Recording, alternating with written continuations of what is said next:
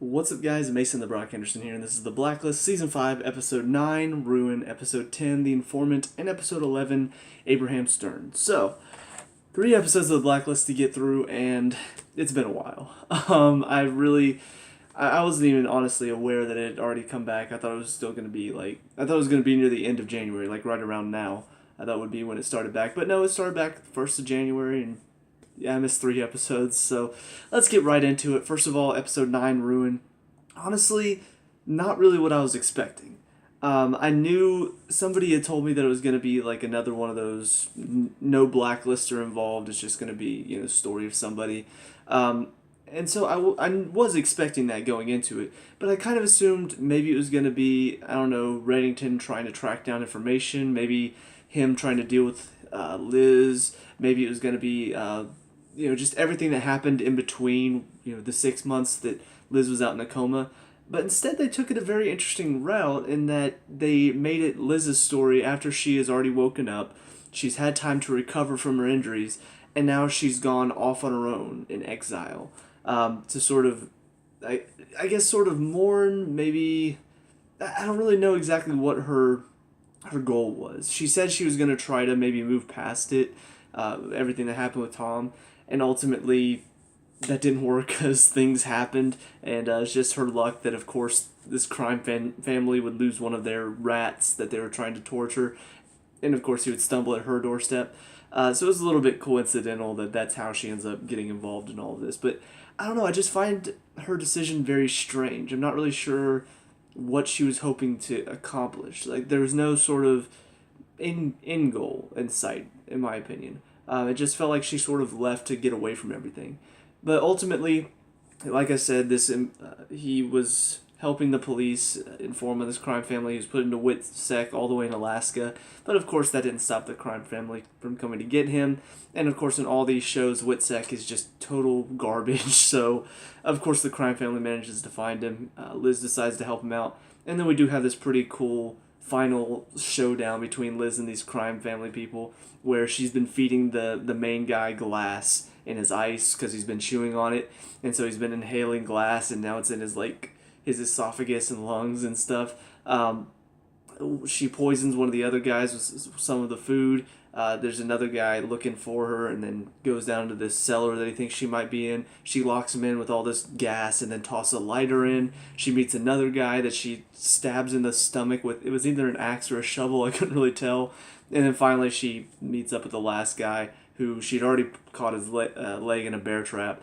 And then ultimately there's a little bit of a showdown. She douses him with what looks like gasoline, and then shoots him with a flare and burns him alive.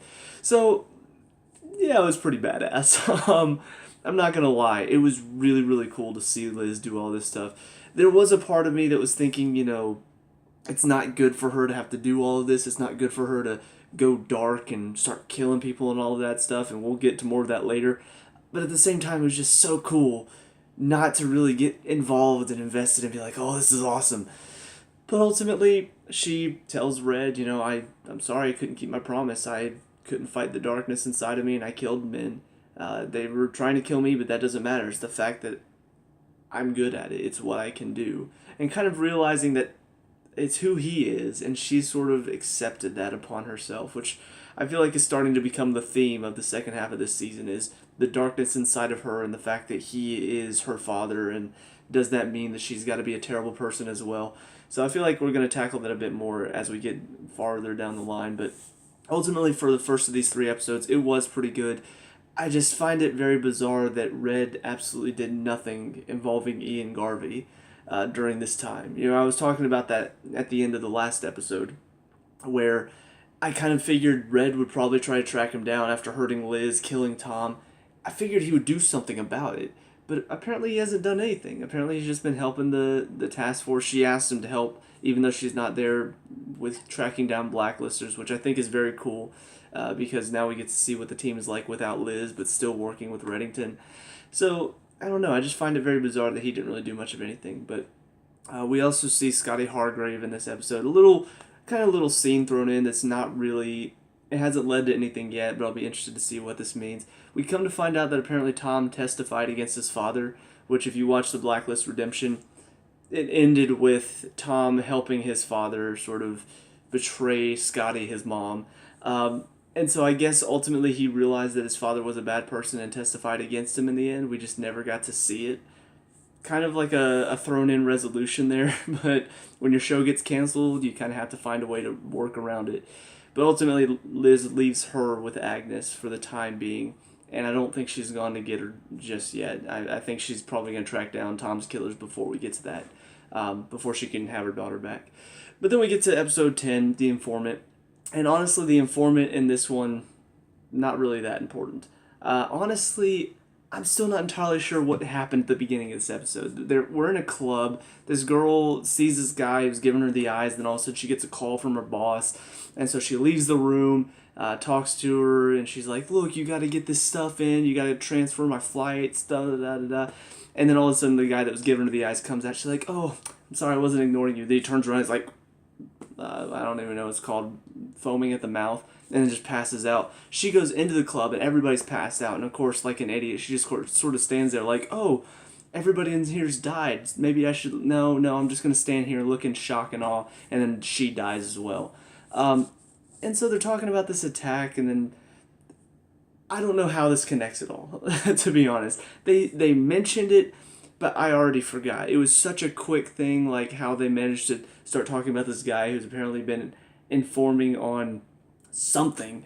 Like, I just have no clue what this tied to. All I know is ultimately this guy that they're trying to track down and trying to arrest is a client of the guy who's been cleaning the crime scenes and stuff, the guy that helped Wrestler clean up the crime scene from what's her face.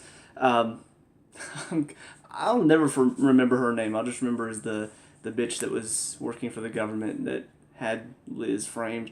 Anyway, so he is also, his client is the informant. And so that's what this episode ends up being about, is the fact that he tells Wrestler, look, you have to let him go.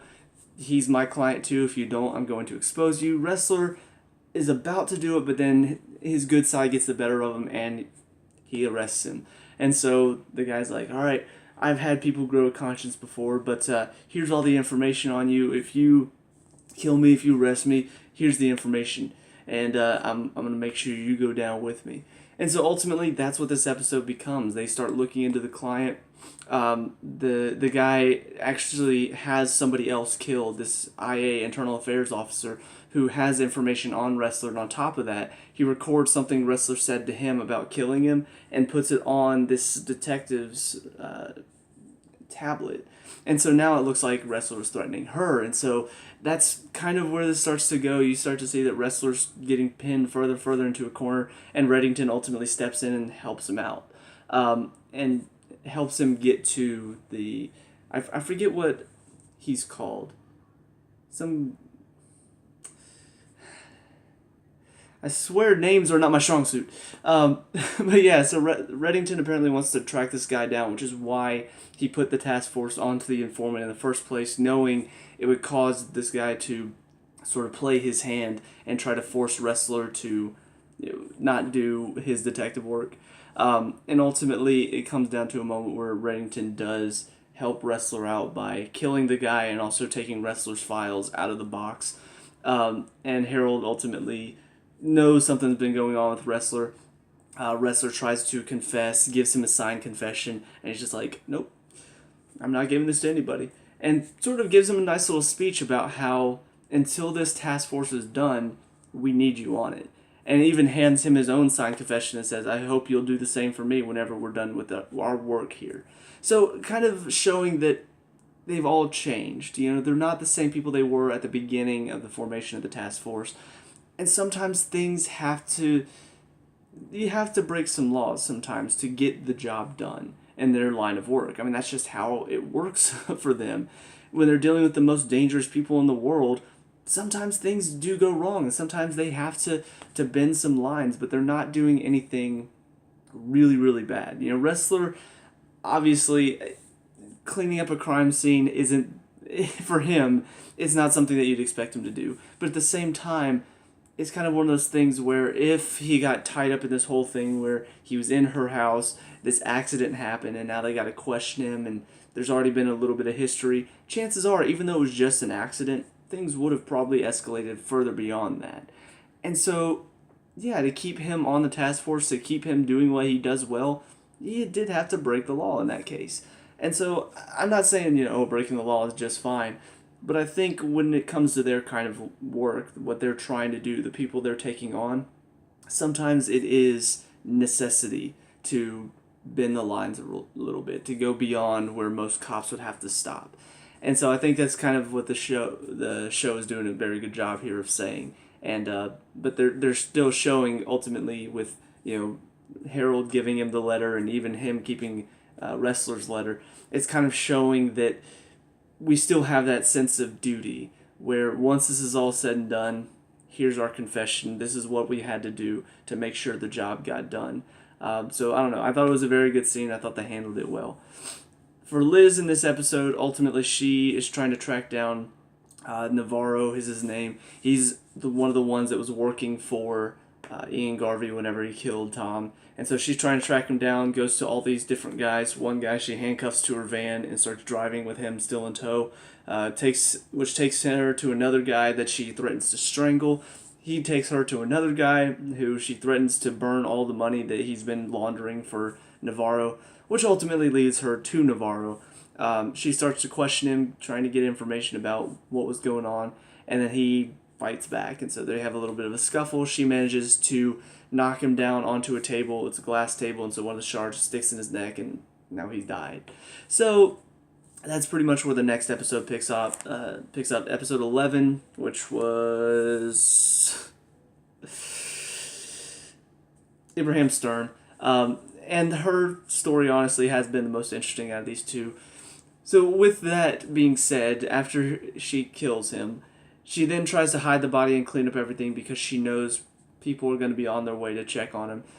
There's a call for disturbance, which she manages to hide the body and herself, and then ultimately gets everything out of there before the detective in charge of the case behind what happened with Tom, he comes in and realizes something's not right with this place, and they do find a bloody rag that had her blood on it. So she uses Reddington to get the rag out of evidence and destroy it, and she also goes and gets one of the stew maker's recipes. And stew maker was like very first season, this guy that was making bodies disappear. At least I think it was first season. I'm pretty sure it was, but he had like this special acidic mixture that he put the bodies in, and then it would melt all the flesh away to where none of it remained anymore. And so the fact that she's going that far to go get one of the former blacklisters' recipes to make bodies disappear, it kind of shows how desperate she is in this situation. But yeah, so she makes the body disappear. She finds a glass eye that has some sort of technology in it that she could probably use to track down Ian Garvey, maybe. But yeah, it's showing how far she's come, destroying evidence, lying to the police, cleaning up dead bodies, killing people, threatening to kill people, making bodies disappear. I mean, she's really going down a dark path right now, and I don't know if I like it. Part of it is really cool to watch, it's really badass, but the other side of it's just like, I'm kind of scared for her, just because it's not the Liz that I know. And then you look at the main case for this one, it was okay. It's a little bit of a treasure hunt. Reddington has this penny that gets stolen by a guy who's trying to find all 4 of these rare pennies, and apparently it has a map on it, which will lead them to a treasure that his father put inside the Denver Mint. And so they get there, Reddington tricks him because he tried to trick Reddington first, and then Reddington gets all the money, he gets arrested. Pretty much exactly what you'd expect. As far as that goes, I mean, it was interesting enough. I really do enjoy these kind of episode-based cases where Reddington gets one up on the guy that's trying to trick him and stuff like that. I don't know, it's a lot of fun to see whenever that happens, and they even played like a little bit of an Ocean's 11 type thing where you got this funky music playing in the background where they're talking about how they're going to break into the mint and talking about the different areas they got to go through and stuff. I don't know, I thought it worked out well. But yeah, it was okay as far as an episode is concerned. It wasn't anything groundbreaking. I did like at the end, Reddington has his penny, and he gives it to a guy, And the guy pulls out this hat, and Liz, of course, is like, "You're giving him a penny for that?" And then he starts talking about, no, this is Winston Churchill's hat. He wore this as he was breaking down Hitler and everything that his regime was trying to do. And he puts it on, and it's just kind of like, okay, yeah, that's pretty cool. That's a pretty cool hat. That is definitely worth a penny worth $3 million. So apparently now he's going to be wearing Winston Churchill's hat, which probably not the real one. But it's pretty cool to see Reddington wearing that hat. It feels a little bit like we're returning to the old Reddington ways. But anyway, that's about it for these 3 episodes. Seeing everybody back together, working together again. Liz obviously is not back on the team. She's doing her own thing, trying to track down Tom's killers, going down a very dark path. It's very concerning for her. Hopefully she doesn't get hurt severely in the process. But as far as the team is concerned, it's still fun to see them work together. They've all got these different issues going on. So far, Samar and Aram haven't really had much going on in their own personal lives. Wrestler's the only one that got a little bit more focused just because of the guy that was threatening him. But yeah, so I don't know. I've really enjoyed these 3 episodes. Really enjoy seeing where the story's going right now. Ian Garvey is involved for a little bit. He only gets like one scene where he's talking about, oh, she's back, Keen's back. You just let her do what she's going to do. I've got this covered. So, I don't know. He's not really involved right now, but I assume as she starts to get closer to him, he'll start to realize she is a bit more of a threat than he's probably giving her credit for. But, yeah, I'm looking forward to seeing what's going to happen next. Hopefully you guys are too. Let me know what you think down in the comment section below. What were your thoughts on these episodes? Let me know what you can talk about and discuss, all that good stuff. Leave a like and subscribe for future Blacklist reviews, and I'll see you guys in the next episode. Peace out.